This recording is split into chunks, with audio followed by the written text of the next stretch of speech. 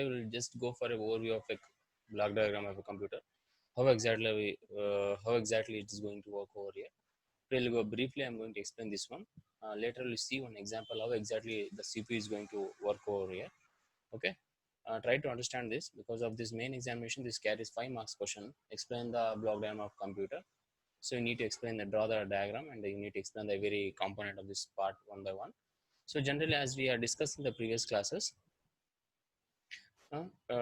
you can see over here data we have here, that is nothing but very exactly data is nothing but as a raw input we need to say here, and we are going to enter the data through input unit, and where exactly we are going to enter the data that should be sent it to the storage device unit, and in the storage device unit directly it will go for the directly primary storage devices where it having a primary, that is RAM only we need to say here. It will take the data from the input devices and then it will send to the directly control unit, that is central processing unit.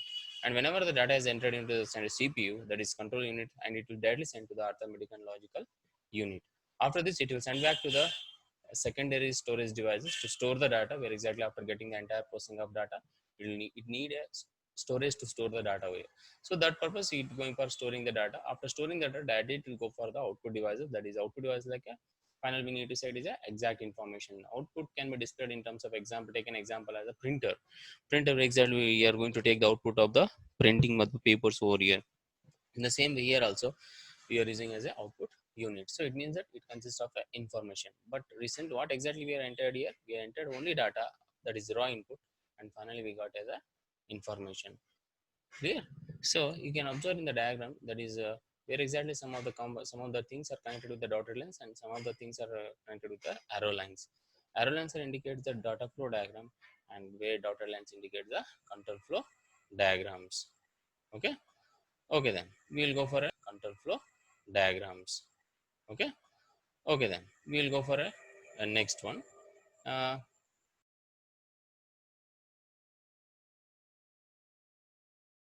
how the CPU and how it going to process the data over here. This is the main example for your central processing, that is a block diagram of your computers. You can observe here CPU. CPU, that is it consists of a arithmetic logical unit, and it consists of a control unit, and consists of registers, and where exactly in between we have a memory bus and data bus. In between the RAM and the CPU we have a data bus, and as well as a memory bus we have here. Suppose in it is a calculator where exactly we are going to enter the data. If suppose in that if you want to calculate something like a data 3 plus 2 to 10 plus 10, how exactly what is the output I can get over here. If you think like if you want to calculate like using the calculator, let us start with how exactly we are going to perform with the things over here. You can see how exactly it's going to operate in the CPU. So you can observe that calculator running in the RAM itself only, that is in the RAM.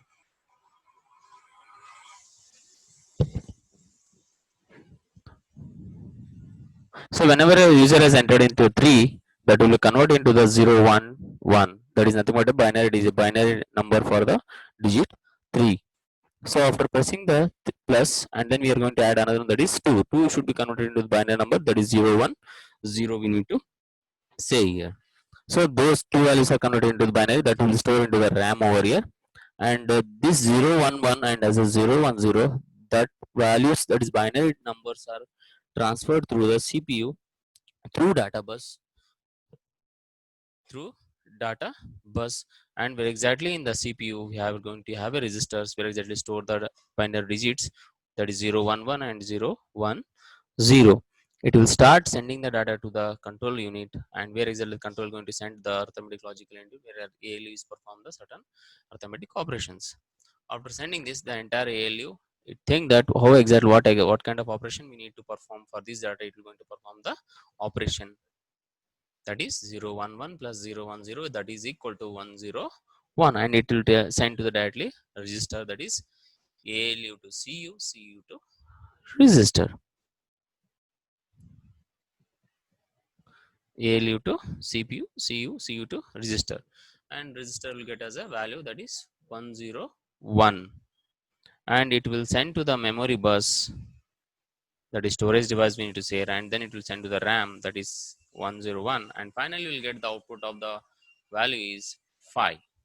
This is how exactly we are going to work with the calculators. I hope you understand how exactly the CPU is going to perform the working, how exactly the CPU is going to work, and how exactly the processing of data should be done in the simple a calculator example has been shown in this diagram.